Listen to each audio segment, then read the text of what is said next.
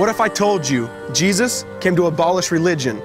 What if I told you voting Republican really wasn't his mission? What if I told you Republican doesn't automatically mean Christian, and just because you call some people blind doesn't automatically give you vision? I mean, if religion is so great, why has it started so many wars?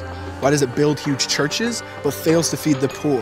Tell single moms God doesn't love them if they've ever had a divorce, but in the Old Testament, God actually calls religious people whores. Religion might preach grace, but another thing they practice, tend to ridicule God's people.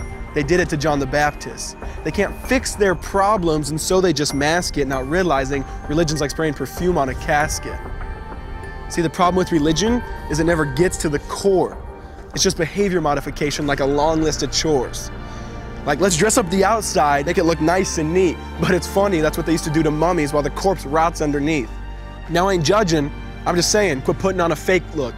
Because there's a problem if people only know that you're a Christian by your Facebook. I mean, in every other aspect of life, you know that logic's unworthy. It's like saying you play for the Lakers just because you bought a jersey. See, this was me too, but no one seemed to be on to me. Acting like a church kid while addicted to pornography. See, on Sunday I'd go to church, but Saturday getting faded, acting if I was simply created to just have sex and get wasted. See, I spent my whole life building this facade of neatness, but now that I know Jesus, I boast in my weakness.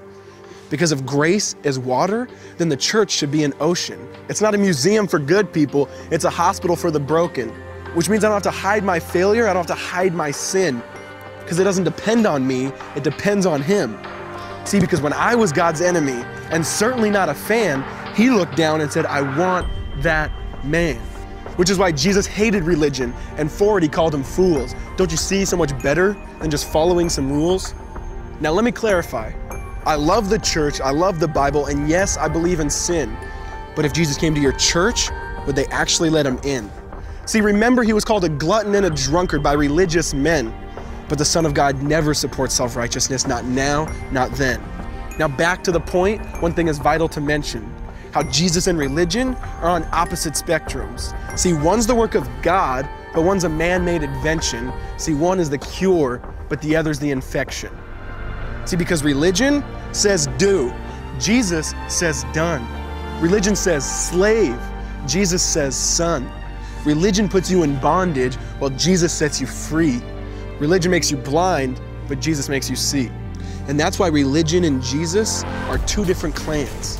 Religion is man searching for God, Christianity is God searching for man. Which is why salvation is freely mine, and forgiveness is my own. Not based on my merits, but Jesus' obedience alone.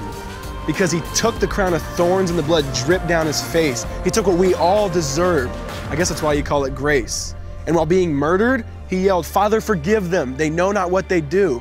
Because when He was dangling on that cross, He was thinking of you. And He absorbed all your sin and He buried it in the tomb, which is why I'm kneeling at the cross saying, come on, there's room. So for religion, no, I hate it. In fact, I literally resent it. Because when Jesus said, it is finished, I believe He meant it.